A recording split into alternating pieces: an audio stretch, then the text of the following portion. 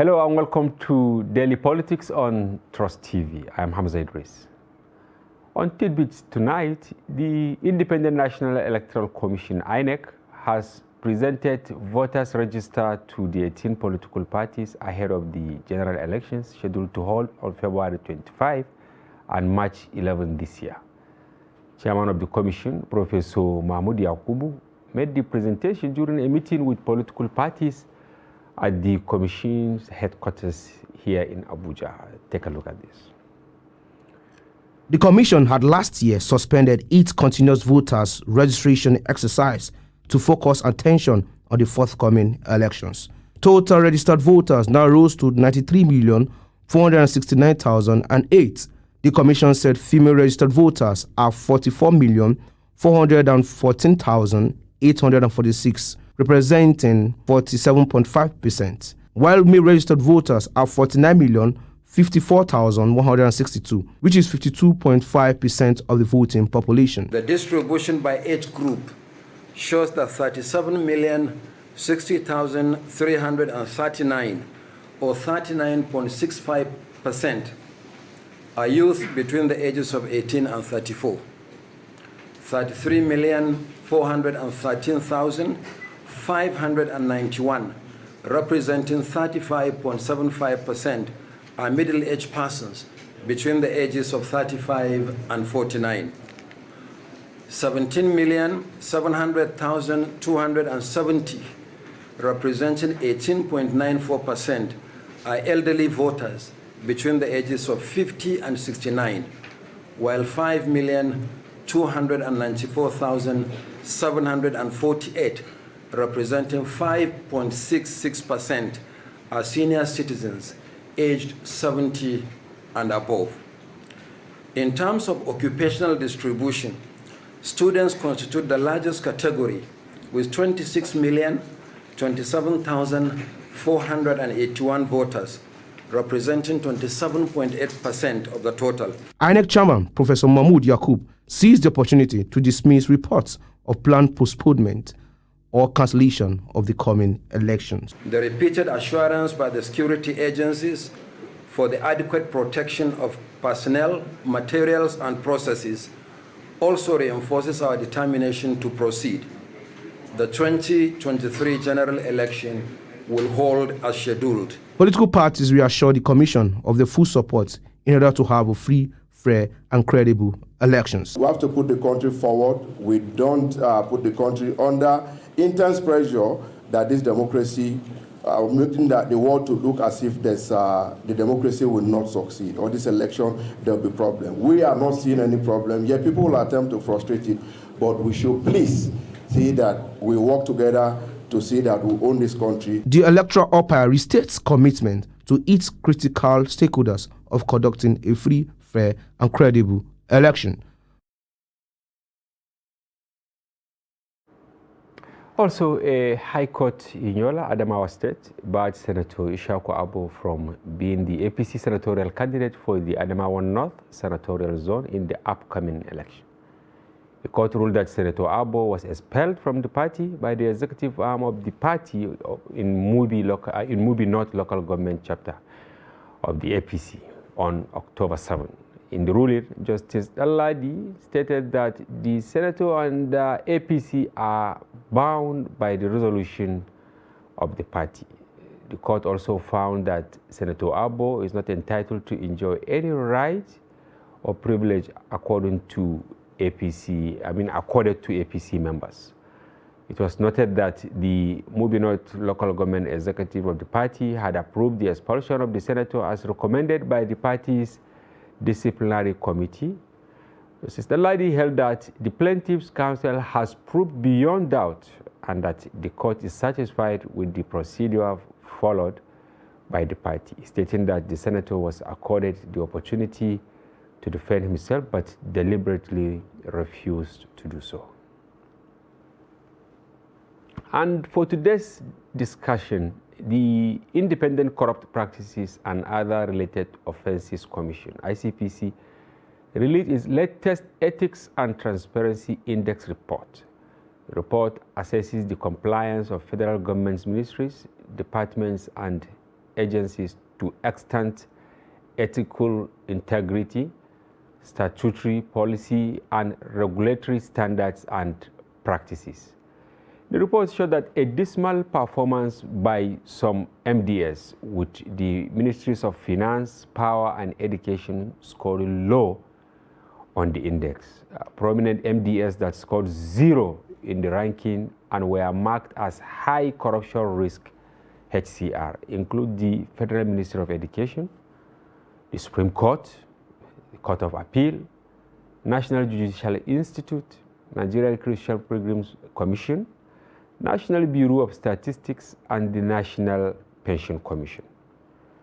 With the anti-corruption agenda of the current administration, which although is at its twilight, the questions remain: are we really committed to reducing corruption in the public sector? Are these reports just a form of lip service, or are the necessary steps being taken to address the issues? Are the low scores on the index a reflection of a lack of will to combat corruption within these MDAs?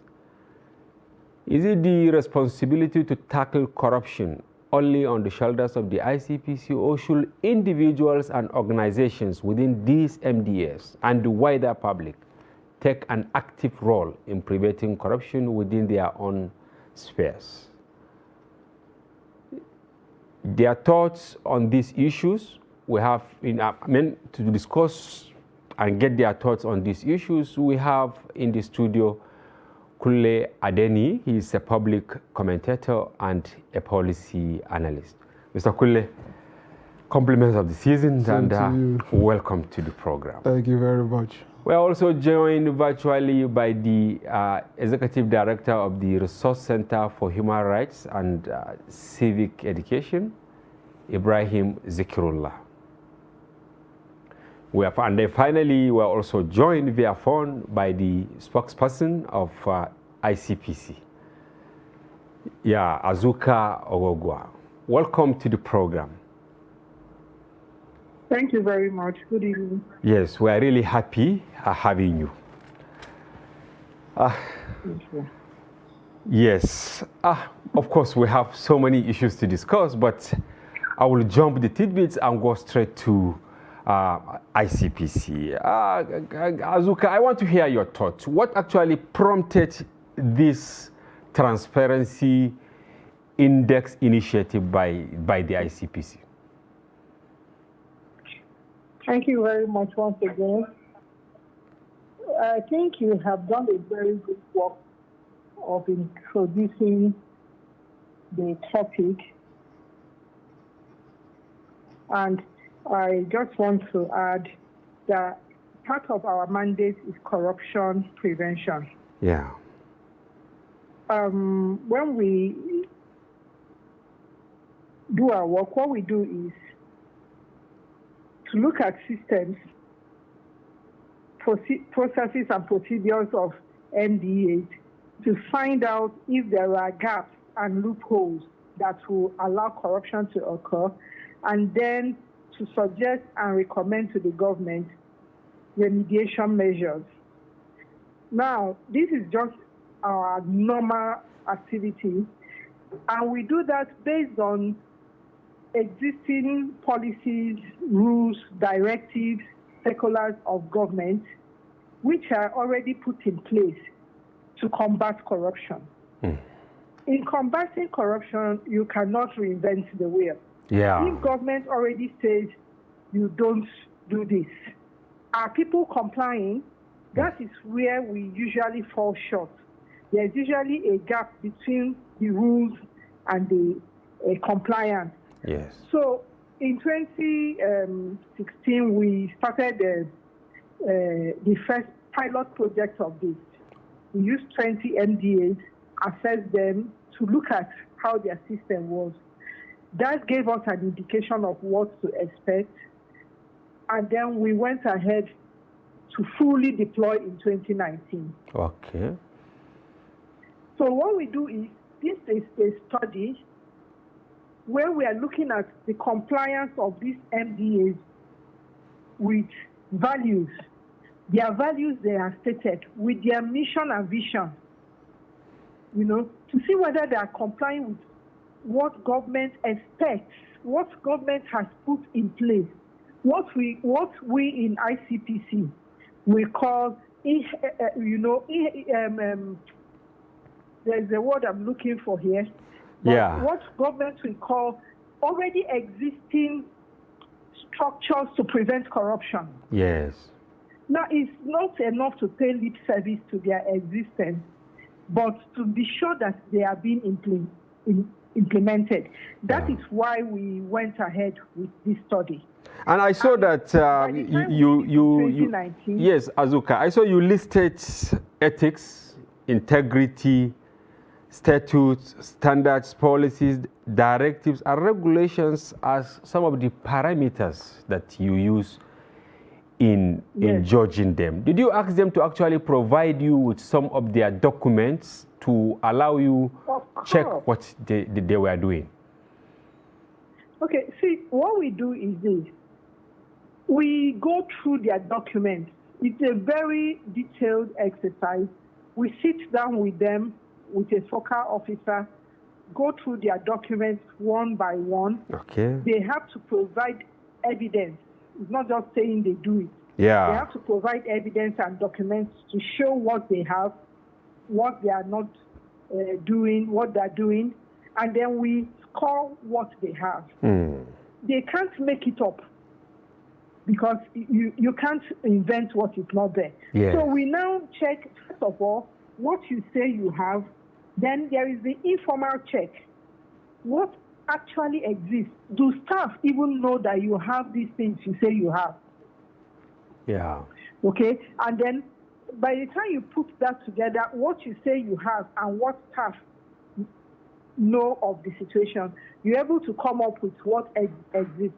Yeah. This is not done at the back of the agencies. We do it in collaboration with the agencies.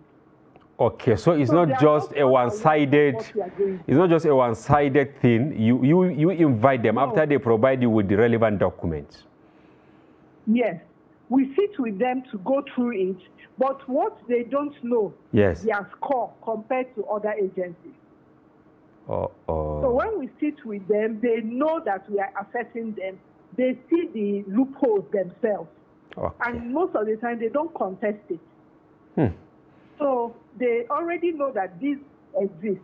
What is a shock to most of them is to see that they have ranked so low. Yes. Compared to other agencies. Okay, since there are parameters that you put many here. Many of them are sitting up, they are working with us, asking us to come and explain to them over and over again, to teach them, to put them through, and help to make some recommendations or support their proposals to government to improve their systems.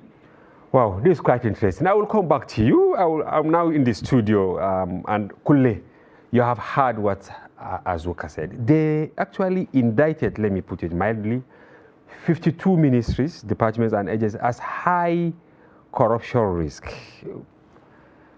What is your take on this? 52 in one fell swoop. It's quite disturbing because it's almost looking like if you say 52, then and each of these, I think many of them, they have how many ministries are left? If it's not almost the entire... there are some agencies, departments, and all that. But when you look at this large number, it begs for question as to how many of them really follow due process, how many of them really follow the laid down regulations that they are supposed to abide by, and how many ministries do we even have in the country to start it, where we say that there is still a large chunk of people of these ministries that are not abiding by some of these laid down codes, because every organization has its code of conduct, every organization has its rules, every organization has laws that are guiding it, and some of the and for particularly where you have a democracy and when you are striving for good governance, accountability and transparency, they are one of the guiding principles of every good democracy and good governance in the country. So I think one must also first give it to the ICPC, who has lived up to its mandate, because don't forget that beyond just the EFCC fighting graft, the ICPC also has the responsibility of ensuring that all of the ministries and agencies are also abiding by the code and ethics that guides these ministries. And many have questioned sometimes how much of that does the ICPC do in ensuring that there are checks and balances, even in the way and the manner in which some of these agencies carry out their operations. Yes. So I think this is commendable on the part of the ICPC, that they have taken this step, and they have observed that in some of these ministries, most of them are not living up to the responsibilities that have been placed on them. Most of them have not been living up to the standard and the bodies that have been placed on them. Now, what do you do to address the situation? And I think it's good that you said that, look, there is a process. You are being watched. You are being watched. You must know that you must have that one-on-one interaction with them. Very good. Because there are laws, like I said, that guide the operations of all of these agencies and parastatals. Now, the question is, are you following those laid down laws to the letter, or are you, for one reason or the other, bypassing some of those laws? And the truth is, if you are not following those laid down rules, this issue of accountability and transparency that we are talking about, if it's not there, embedded as the principles upon which these agencies operate, then it gives room for corruption. That corruption is the very rot that we have talked about as one of the biggest bane that has killed our civil service and the glory that the civil service was once said to have had in this country. Thank you very much. Zikrullah, if you are with us, I want to get your take. You can see what Azuka said, that after actually exposing some of these agencies, many of them admitted that, yes, there are issues. Yes, they do admit that. Okay, Azuka, we are here to get Zikrullah. You listed prominent establishments like the Court of Appeal, National Center for Women Development, NTA, NCDC, and Ministry of Finance, and even NBC, which is actually sanctioning some media houses for violation and all that. What gave you the courage? Okay, there is nothing there. There is really nothing there. They were not responsive. Okay. That means they did not respond to our request to give us people to work with us. And since this report was released in October, it has been circulated to them, and they saw this. Many of them are, working internally to find out what happened, because some of them reflected in the last year's scorecard. So many of them are now coming out to say, no, there were some gaps, there were some loopholes, and they wouldn't allow that to happen anymore. Okay. But I want to address something that Kunle said. Yes. He said that being a high corruption risk for those ones. Now, I want to say something. I don't want to exonerate them. Okay. But I want to clarify something. Good. When an agency is non-responsive, yes, it means they did not go through the scorecard. And because they did not go through the scorecard, we were not able to assess them. Okay. And since we cannot assess them, we don't know what is going on in that agency. Yeah. We don't assume that they have something to hide, but they need to come out and let us know in clear terms why they did not respond to us. They need to come out and show us these things that we want, and so that we can now say, okay, so you don't have, you are no longer maybe high corruption, but you are inefficient in the way you handle communications. Which is really key, because I can see... Which is really key. Yeah, you see, Azuka, the ICPC chairman, I want to quote him here. He said there is actually impunity in some agencies, because the mere fact that you are asked to bring forward what you have in order to be transparent, to tell the world that what you are doing is right, and you are reluctant, thinking that nothing will happen to you. And I think you people hit some of them below the belt. Exactly. As you know, she said something. She said it doesn't necessarily mean that you do not have anything to hide. Yeah. Now, if you do not have anything to come hide, out clean. Why don't you come out clean with whatever is being required of you? I mean, Exactly. that is what transparency entails. What we do Yes. is to conduct a system study, a review of the system. Sometimes we find that many of them, many MDAs are still very analog. Okay. The way they process letters, if an officer is not around, if he's not on seat, they will wait for him before the letter moves to the next officer. They don't have electronic or digital ways of working.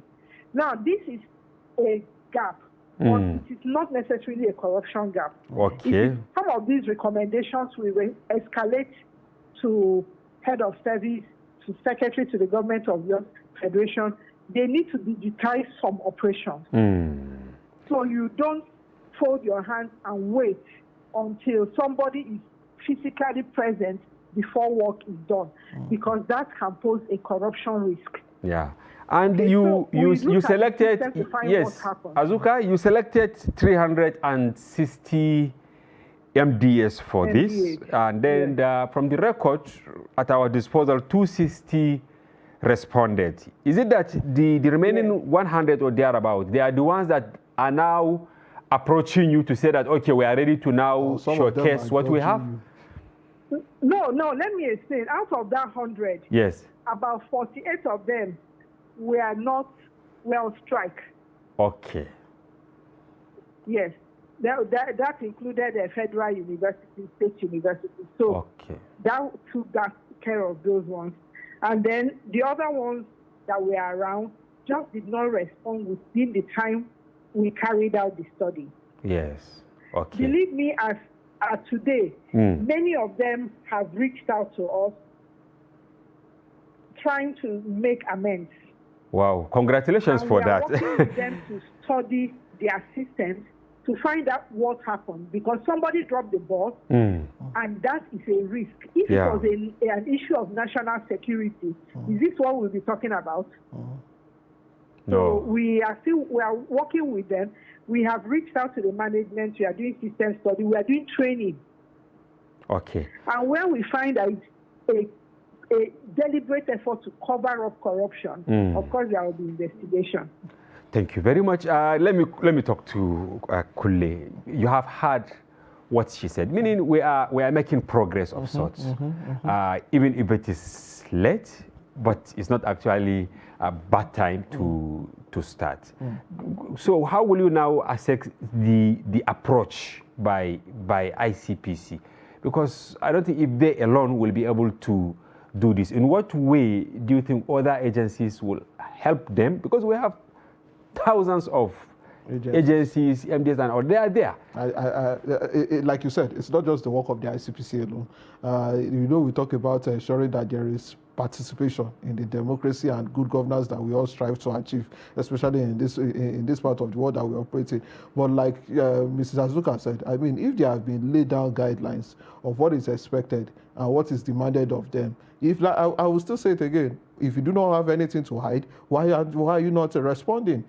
So there is still, look, whether you want to take it away or not, there is still this corruption that is underneath it. Because when you talk about transparency, what will it cost government agencies to be transparent in their dealings? Yes. Because you understand that when you are talking about transparency, government officials, no matter what positions they are occupying, they must be transparent to the people. They must be open to the people in how they are carrying out their activities. And you must be able to justify whatever, because this issue of accountability and transparency we are talking about, it comes down to all of the policies that government makes and how these policies affect the people whose policies, who these policies are being made for. So if for one reason or the other you are called upon and you are asked that, look, certain things are supposed to happen in this ministry, Yes. for instance, or certain projects have been approved, for instance, and there are reasons why we have not seen you follow through some of these projects and the likes of them. Yeah. There must be just, if monies have been deployed into certain places,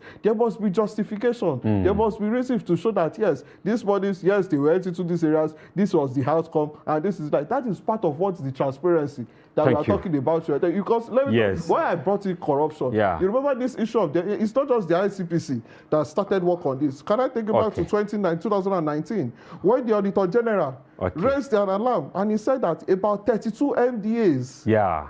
I mean, that's part of the accountability and the transparency that we're talking about. I will come back to you. Let me go to Azuka before we let her go. Yes, Azuka, I want you to actually explain this to our viewers. What do you mean by high risk? Because you mentioned some places like the Ministry of Education, NBS, PENCOM, Court of Appeal, National Center for Women Development, NTA, NCDC, and others. You now said those who scored below 30. You mentioned NCC, that is National Commission for Colleges of Education, National Commission for Museums and Monuments, Ministry of Petroleum, Federal High Court. What do you mean by those below 20, like Ministry of Justice, Police Service Commission, and then below average, Niger Delta, Debt Management Office, National Electricity Regulatory Agency, and many others? Okay. Now, what we do is that we work with the agencies to examine their systems. I've mentioned this in passing before. Exactly. Why are they so low? Those that scored high, we don't give them a clean slate. We don't clap for them and tell them. We just tell them that they need to do more because nobody has ever gotten 100%. Okay. So those that are lower, below average, and those other ones, we work with the management to see what went on. And that is where we do the system study and review. That is an exercise that we carry out to identify the gaps and then make recommendations to block the loopholes. After the system study and review, many of them perform better. All right. Then, like I also mentioned, we do education, ethics education. We have our academy, Anti-Corruption Academy of Nigeria in Kefi, where we take them to train them. Ethics training for staff, sometimes even the MDAs themselves. All right. You know, we train them, we train everybody from management to the junior staff.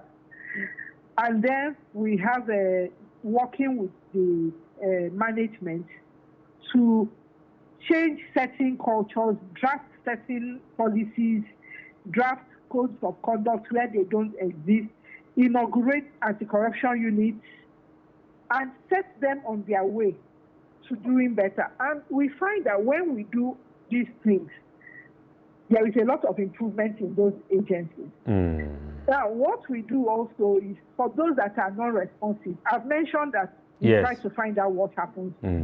But later, when we assess them, we place them properly if they have nothing to hide. Wow. But like our chairman said in the report, if anybody has anything to hide that is corruption, we will find out. All right. Well, Azuka, thank you very much for coming on board and for your informed perspective. Nigerians have seen it and they feel it. We wish you well. Thank you so much. Okay, I'm hoping to have you again. Well, Ibrahim Zikrullah has also joined us virtually. Yes, if you are with us, we just had Azuka from the ICPC explaining the integrity index of many government agencies and all that. And they found some of them wanting, while others who were actually reluctant, they open up. What is your take on this approach by the ICPC?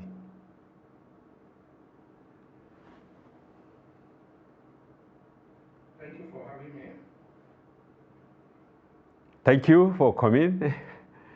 Yes, go ahead. I think first of all, let me start by commending the ICPC because they have done so well, especially under the regime of Professor Ounsaya, because the kind of innovation they have introduced into their work has really made many agencies to sit up. However, we know that given the kind of country we are operating, the kind of system we are operating, the kind of law enforcement we have, so it is very difficult. Yeah. ICPC and EFCC to change things overnight. However, I must say that if those agencies were not in place, one would be surprised what would have happened today. Wow. Because the more they are working, the more those that are perpetrating corruption continue to innovate, continue to introduce all kinds of tactics to beat the process.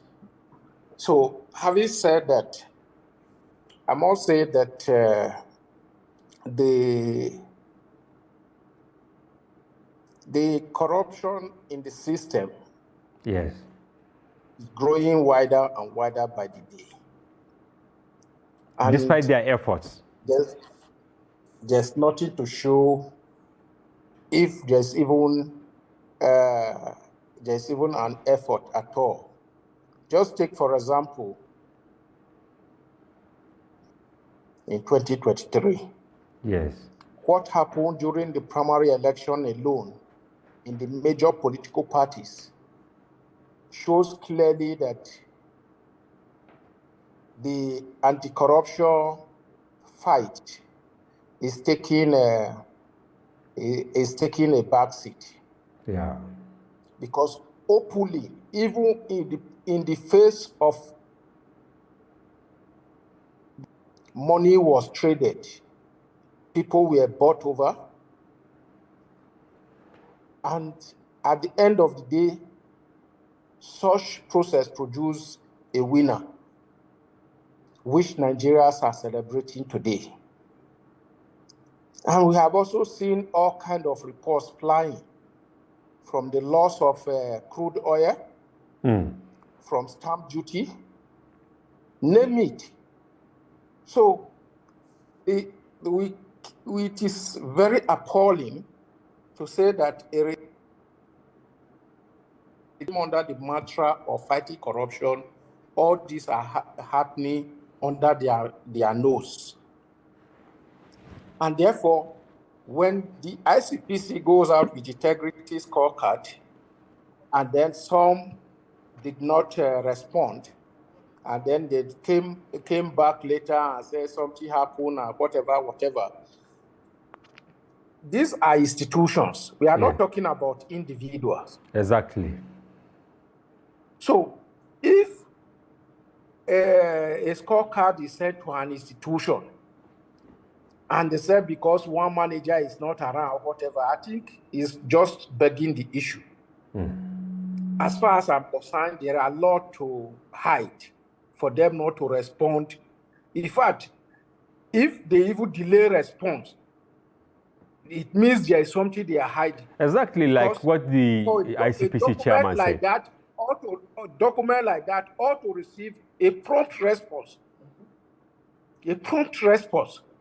Because delaying it means they are trying to cook up some things. Exactly. Not to say after the whole process has even been completed, they are now coming back to say, oh, please, we are sorry, there was this, there was that, there was that. Yeah. As far as I'm concerned, it's a complete write-off. It showed clearly that they have something to hide, and the president ought to have intervened after that report has been produced to penalize those agencies that.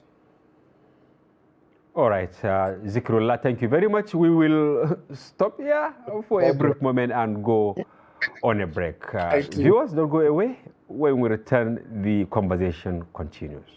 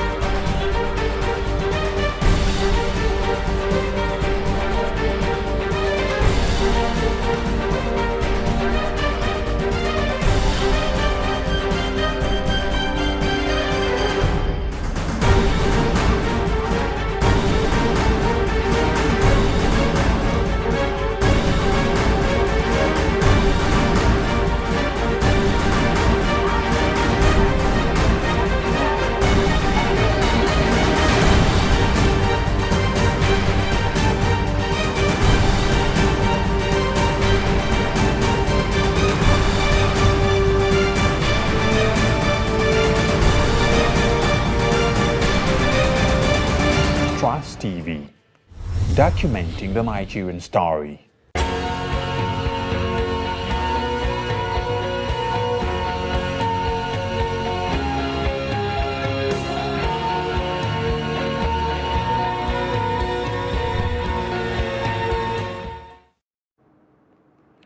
Welcome back. If you are just joining us, this is Daily Politics on Trust TV.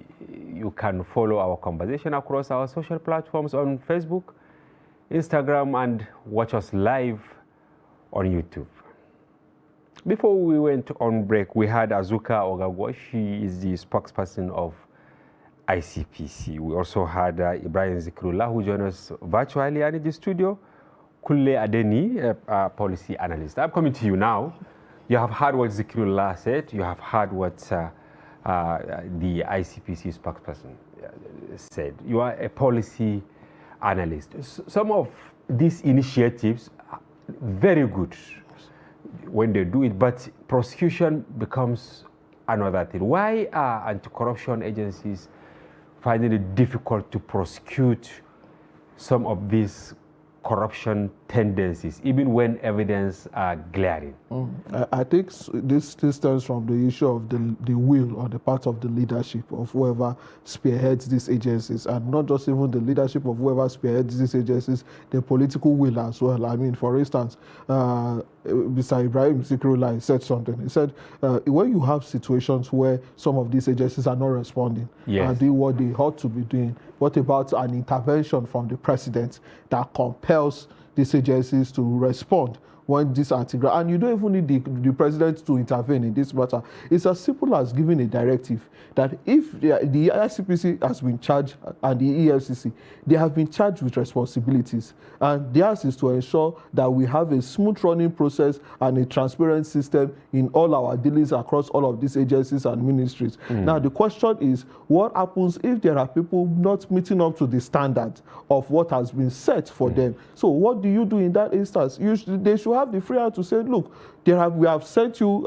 invitations, we have communicated to you, we have told you, oh, we have made certain inquiries into certain dealings of going on in your agencies. If there is one reason or the other why you are not responding, and they are not legitimate reasons, then I think the EFCC, the anti-graft agency, the ICPC, for instance, EFCC, they should they should go after the leadership in those agencies of those that are failing to respond to whatever inquiries might be demanded of these agencies. And because I've said that the failure for these agencies, this issue of corruption, I will continue to insist that when there is no transparency in the system, it means you have something to hide. And this is what encourages corruption. If this issue persists where you are being interrogated or you are being invited for one reason or the other, and you are not showing up, then what happens? They should be picked up, and because it's like medicine after death. When you have submitted, you have sent inquiries, a scorecard has been presented, then the agencies are now coming to you and tell you that, oh, we are sorry. When the inquiries were being made in the first place, why didn't you respond? Good. Let me take this to Mr. Zikrullah. What is your take on this?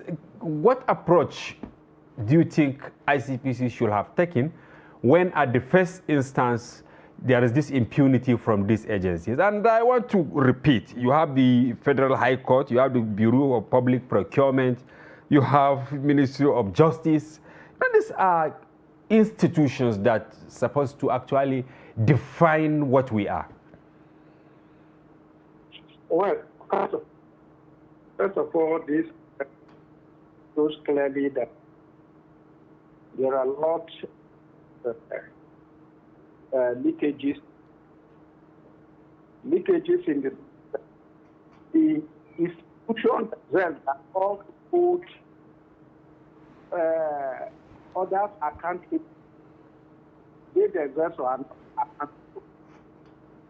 So, for example, the court. Okay, Mr. Zikrullah, it appears your network is bad. We will we will come back to you when we stabilize the network. Yes. Kule, were you surprised when they mention places like Niger Delta, that they scored below average? They're talking about Niger Delta Development Commission, Debt Management Office, National Electricity Regulatory Agency, National Institute for Education Planning, and Ministry of Power, and then Ministry of Finance, looking at the controversies dangling, you know. It is a good note to start from, where you talk about the controversies that have been dangling around these ministries. I mean, for instance, the Ministry of Power, even the president made reference to it, that look at how much was invested into the power sector, over 16 billion. We still ask the question, what happened to the investment in the power sector? Yeah, this was during Obasanjo. I think he was making reference, but even this government also exactly. We heavily. have also seen investment even under subsequent administrations and even under this administration. And the question is, can we see the records and justification of all of these investments that have been made in this sector? You talked about it. For me, there are some agencies that are not surprising on that list. Also, you have. What about the Debt Management Office? That's even one. That's even one interesting agency on that list. But they manage our debts. Because they manage our debts. So if they cannot give you the records of all of those places where we have incurred debts and the likes of them, if we cannot have the records that justifies some of these things in the first place, I don't think the Debt Management Office should even have anything to hide. If not, they should actually be exposing some of those agencies that have been found wanting in not being able to manage the resources at their disposal. The NDDC is one place that has always had its own can of worms when it comes to the issue of the management of our resources and the likes of them following due process. Don't forget that the problems with the NDDC is why we had a lingering issue with even the setting up the management. There was an internal audit that was carried out, and up to now we still do not even know what the forensic audit of that agency is saying. And of course, you remember there was a time some people were called to talk, and you remember the saga of offing your mic, I mean, at that plenary. So it goes to show you that in some of these agencies, there is a lot of rot that has gone on for so long. Thank you very much. Opening up to the anti-graft, them responding to some of these inquiries. I mean, is it going to expose, and who are the people that will be exposed? It's also another question. Exactly. So there must be reasons why these people are not willing to respond. Yes, and sorry to cut you short. Let me go to Mr. Zikrillah, who is actually online. You were speaking before the network, got interfered. So you can go on, please. Yeah, thank you so much.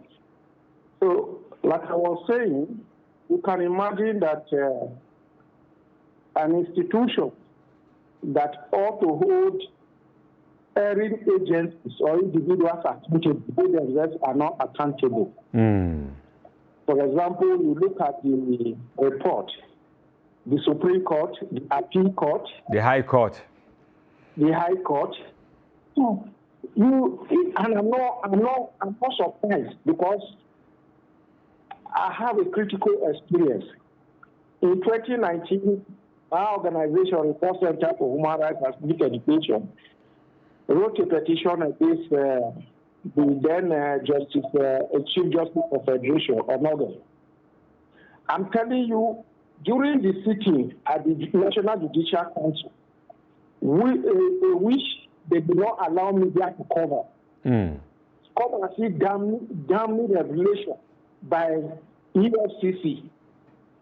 How money was moving from Supreme Court account to Wanoga Farm, that is the farm of Onogan, the Chief Justice of Federation. How even to travel from here to Dubai is costing as much as 10 million naira.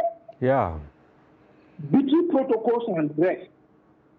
So, and each time is questioned by counsel, all his response is just that it's a tradition.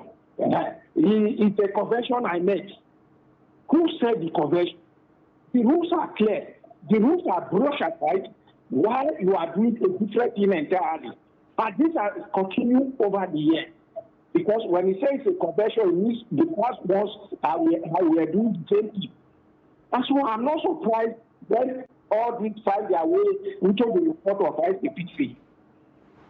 So but the question now is that, what are we doing to ensure that all these are clean up? Because these are powerful institutions. Yeah. The individuals that are even perpetrating corruption, they move about with securities. They move about with DSS, Well covered, yeah. Name them. So for you to even talk about arrest, the president himself must give an approval. Yeah. So it is a Herculean task.